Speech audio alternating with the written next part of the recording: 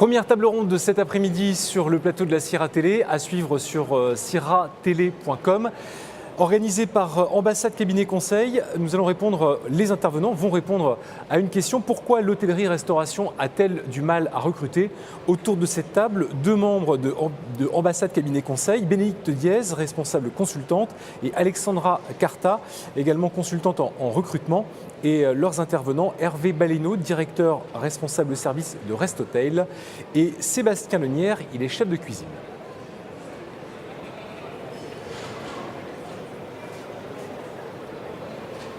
Bonjour à tous, merci d'être avec nous en effet sur ce beau plateau Télé Sira, on est ravis d'être là.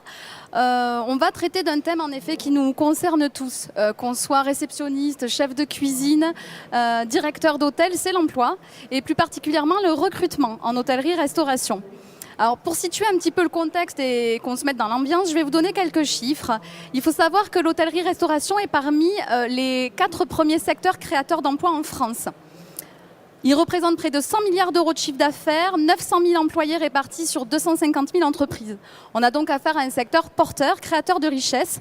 Et pourtant, depuis quelques années, les difficultés à recruter sont souvent remontées par les professionnels. En 2016, 20% des offres d'employés en hôtellerie-restauration n'ont pas été pourvues. 22% ont été pourvues avec de grandes difficultés et des délais de recrutement très longs.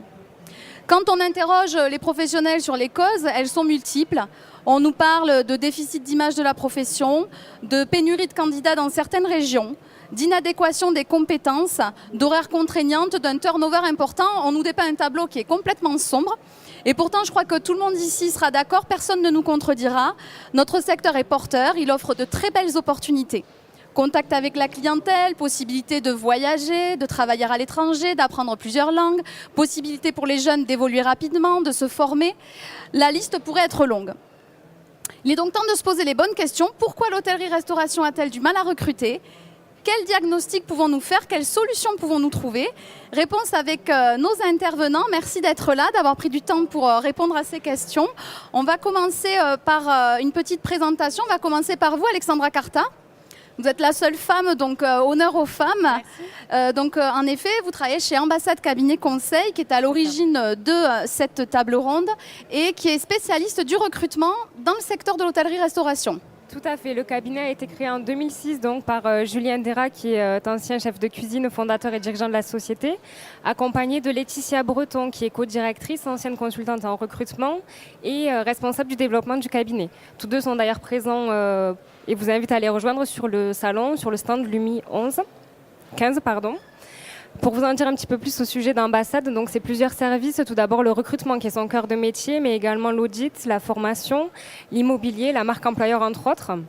Aujourd'hui, on est sur une équipe de 10 personnes, dont 8 consultantes, avec 10 ans d'expertise sur le terrain. C'est aussi un candidat à placer tous les 2 jours donc sur le territoire national et international, et une CVTech de plus de 50 000 professionnels, tous issus du secteur. On vous propose vraiment une belle expertise terrain avec une proposition sur les candidats et les employeurs pour avoir une excellente vision au niveau du recrutement. D'accord, donc du coup, vous allez nous apporter vraiment votre vision d'experte en recrutement. Tout à fait. On en parlera tout à l'heure. Hervé Baléno, bonjour. Bonjour. Vous êtes directeur régional chez Restotail, qui est un groupe qui compte une 60aine de restaurants sur toute la France. Absolument, oui, entre 50 et 60 enseignes suivant les saisons, puisque notre cœur de métier, c'est l'exploitation d'établissements saisonniers, avec soit des enseignes qui nous appartiennent, soit on exploite en fait des enseignes qui appartiennent à différents partenaires, que ce soit dans des résidences de tourisme ou même dans le secteur de l'HPA, l'hôtellerie de plein air, qui est en train de vraiment se développer. On a quelques enseignes également de brasserie de centre-ville, mais notre vrai métier, notre vrai axe de développement, c'est la saisonnalité. C'est là où effectivement on fait 90% de notre chiffre d'affaires. D'accord, ok. Donc vous allez pouvoir nous parler un petit peu plus du recrutement, notamment des saisonniers et des difficultés que vous pouvez rencontrer. Et il y en a. Et des solutions que vous avez. Et il y en a aussi, heureusement. Parfait. Et on va finir avec vous, Sébastien Lenière. Bonjour. Bonjour. Vous êtes chef de cuisine avec un bac pro et une mention complémentaire traiteur en poche et vous exercez depuis près de 30 ans en cuisine. Oui, tout à fait, oui. D'accord, et vous allez peut-être vous pouvoir témoigner sur le côté candidat quand on a affaire à un recrutement, qu'on cherche un job.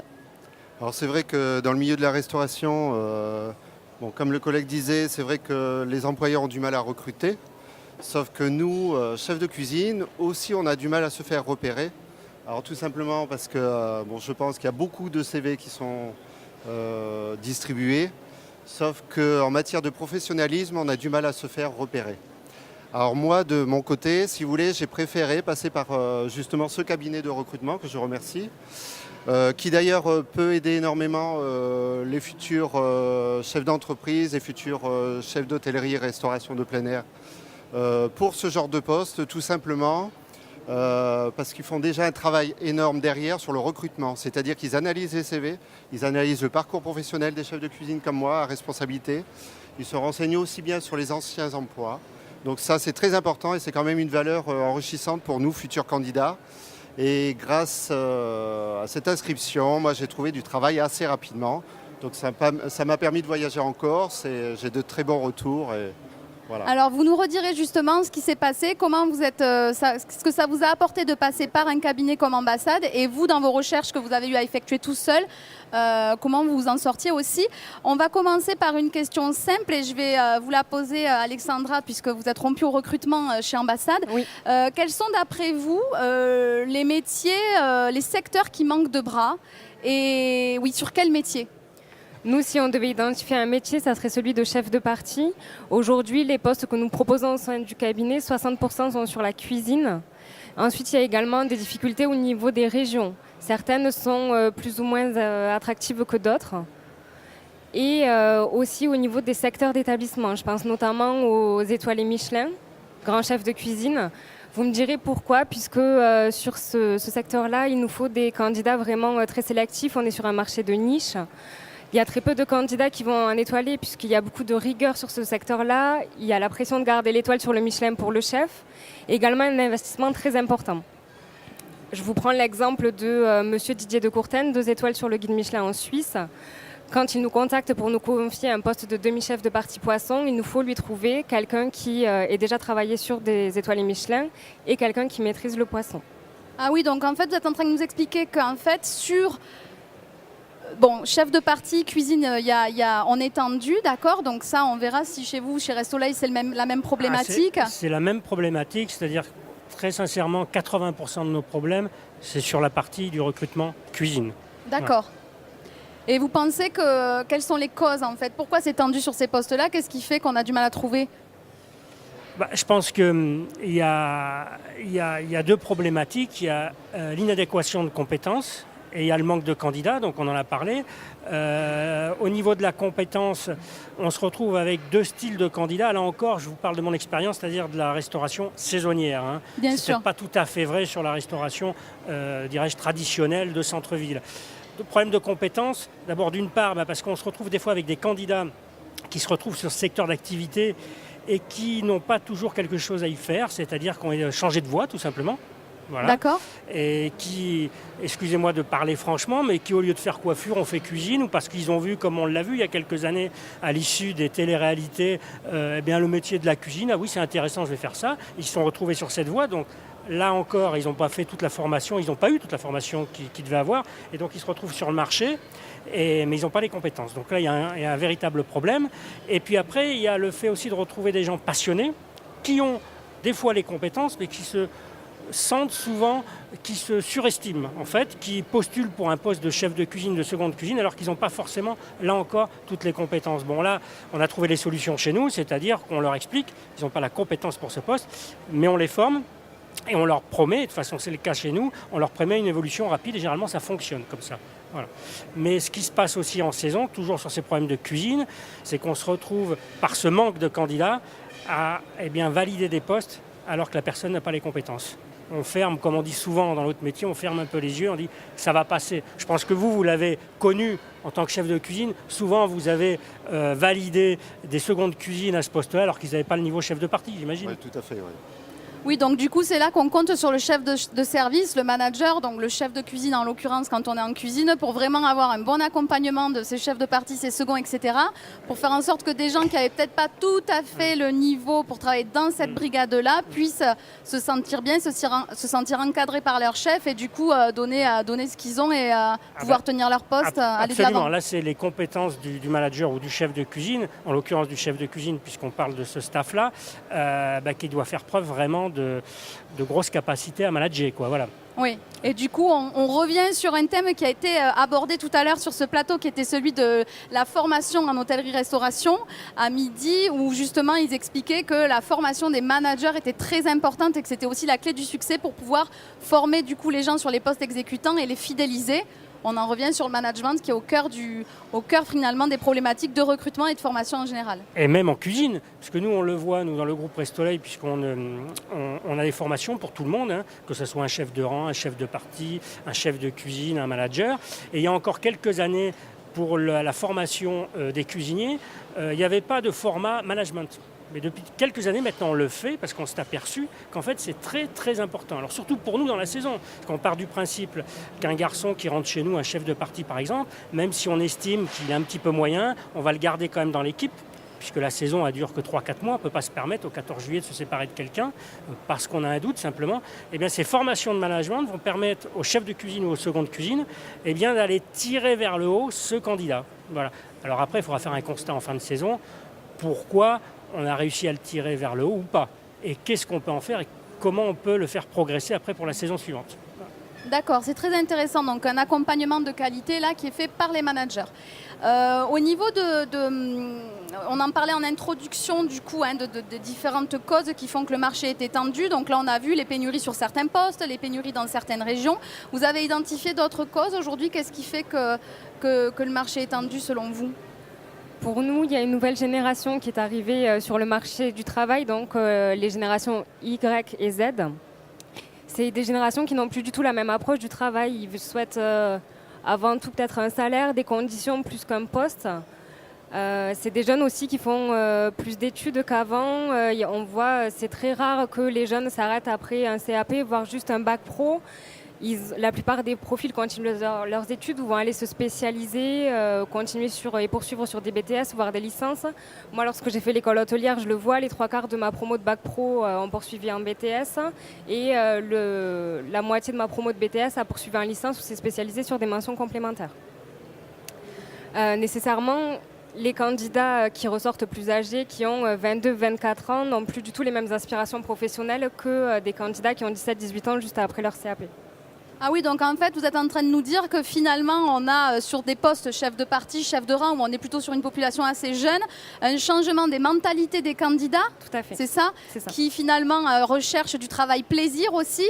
Ils ne cherchent pas un job ou un travail alimentaire, donc du coup, il faut savoir les attirer aussi avec ça, avec des conditions, des avantages, un projet. C'est ça. Et en même temps, des prétentions salariales qui sont peut-être un peu plus hautes qu'avant parce qu'ils sortent diplômés avec des bac plus 2, chose qu'on n'avait pas forcément il y a 10, 15, 20 ans. Oui, on le voit aujourd'hui. Par exemple, un jeune sommelier qui va sortir de sa mention complémentaire va demander aujourd'hui un salaire entre 1 600 et 1 800 € et on est presque sur des salaires sur des jeunes profils de second. En net ou pas? En net, oui, bien sûr. D'accord, oui, je comprends. Vous ressentez un petit peu ça aussi, vous, dans les gens que vous recrutez en saison sur des postes comme ça? Complètement. Il y a deux aspects. Il y a d'abord le candidat ou la candidate qui est peu qualifié, mais qui a 1 an ou 2 ans d'expérience, on va dire typologie 20-25 ans, qui a déjà fait 3-4 saisons, peu qualifié, mais qui va être demandeur ou demandeuse de choses bien précises. Le salaire, bien évidemment, mais il va y avoir aussi l'environnement, puisque nous proposons des postes saisonniers, donc l'hiver à la montagne, l'été en bord de mer ou dans des zones touristiques. Et donc cette personne va être très exigeante sur l'environnement, sur la situation géographique, sur le logement. C'est aussi important que le salaire, comment ils sont logés, puisque nous on loge tout le monde, c'est obligatoire, sinon on a une fuite importante. Il n'y a pas de postulants. Et puis aussi une question toute bête qu'on nous pose à chaque fois dans les logements. Il y a quelques années, on nous demandait est-ce qu'il y a la télévision? Aujourd'hui, c'est plus ça. Est-ce qu'il y a le Wi-Fi?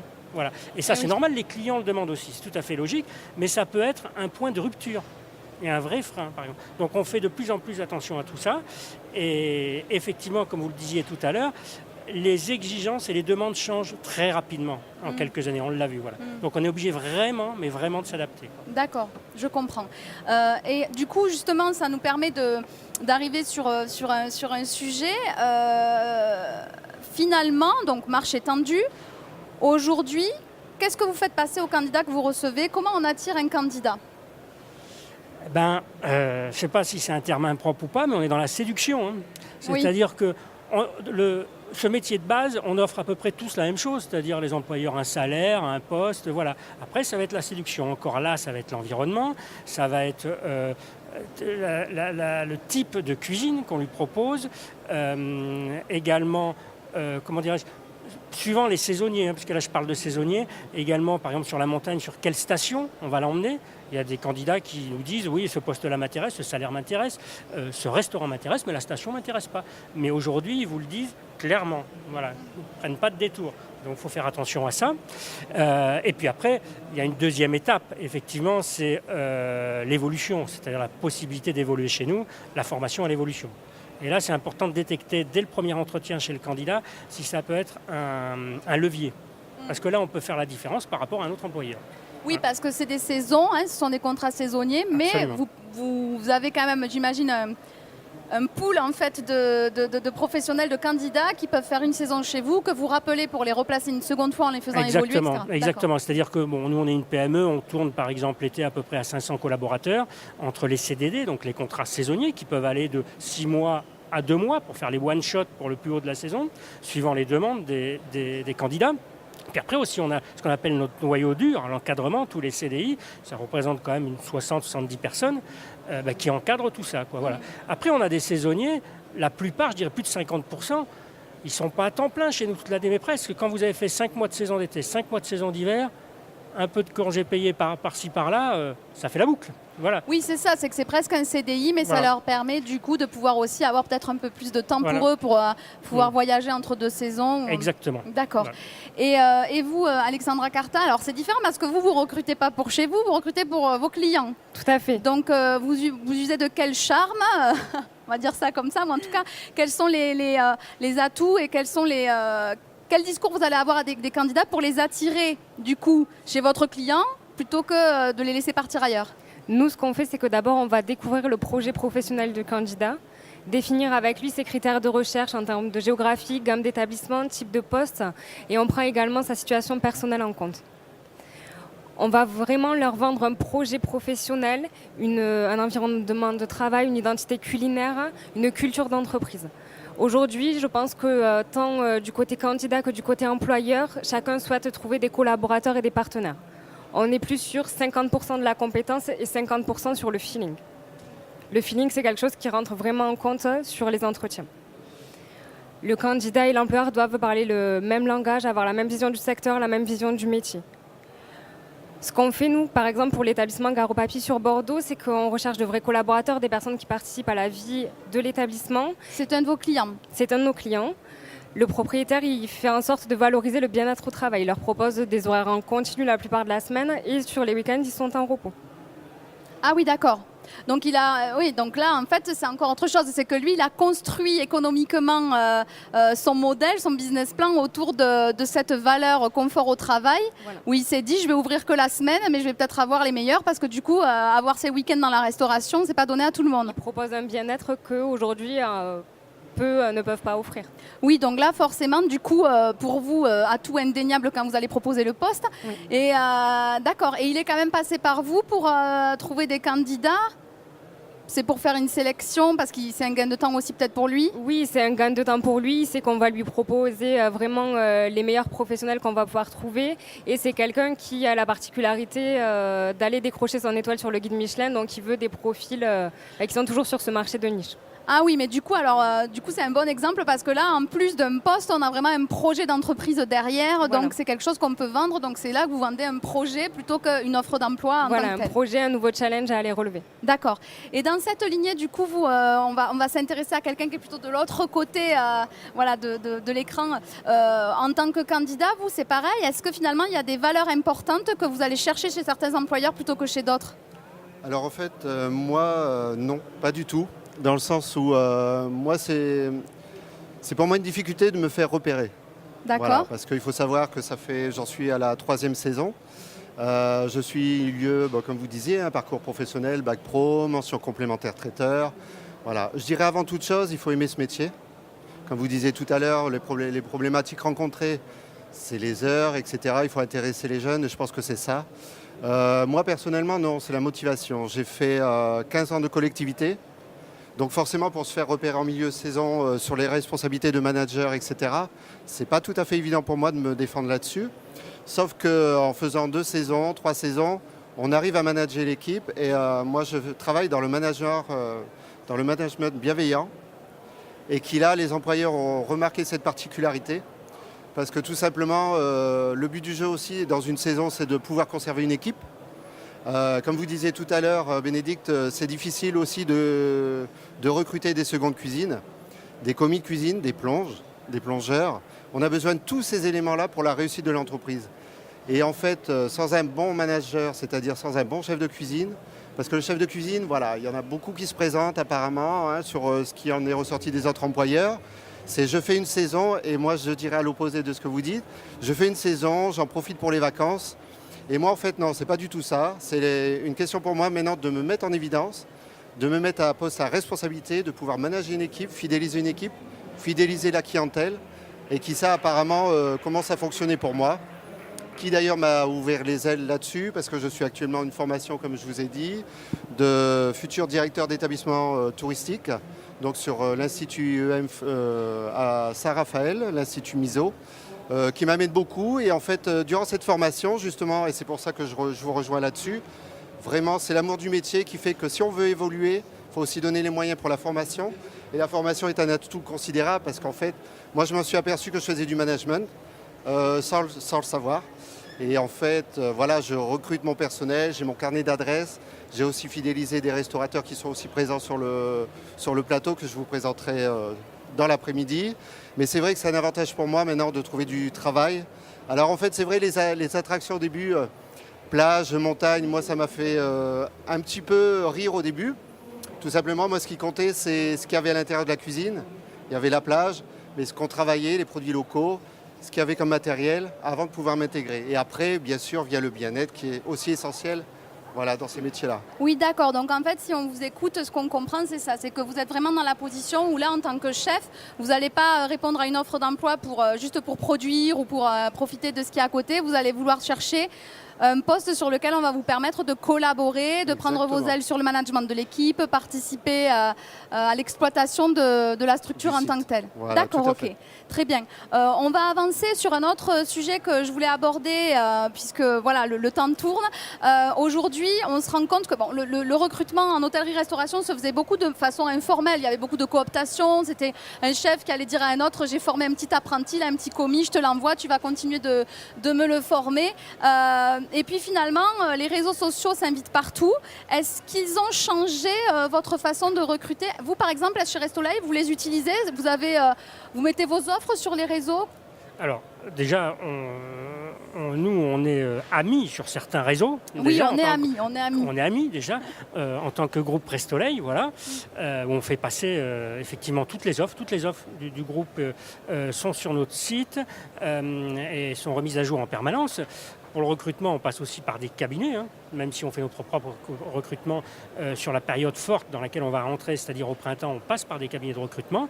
Et puis après, effectivement, il y a le cooptage, il y a les petites informations qu'on fait passer verbalement à tous nos collaborateurs qui, eux, sur leur compte, sur les réseaux sociaux qu'ils ont choisis, pour ne pas le nommer Facebook qui est le plus important, oui. Et bien, ils font passer leur petite annonce, la petite info, voilà, comme ça, et puis de fil en aiguille, eh bien, ça nous amène des candidats. Mais ça, il ne faut pas se tromper, ça peut nous amener 20-25% des candidats qu'on recherche. Oui, donc c'est quand même énorme. C'est énorme. D'accord. Ouais. Voilà. Donc vous vous en servez. Et chez Ambassade, vous l'utilisez aussi? Nous, on l'utilise beaucoup et je rejoins Monsieur Ballonneau là-dessus, puisque sur le réseau Facebook, effectivement, on va arriver à remonter des candidats, notamment de saisonniers. Vous avez tout ce qui est groupe de Courchevel, groupe de Saint-Tropez, et ça va essentiellement cibler les postes exécutants. D'accord. Tout ce qui est poste de direction, on sera plutôt sur les réseaux sociaux professionnels comme LinkedIn et Viadeo. Et il est évident qu'aujourd'hui, finalement, le bouche à oreille ou le radio casserole qu'on a pu connaître il y a un certain temps est présent aujourd'hui, mais sur le net.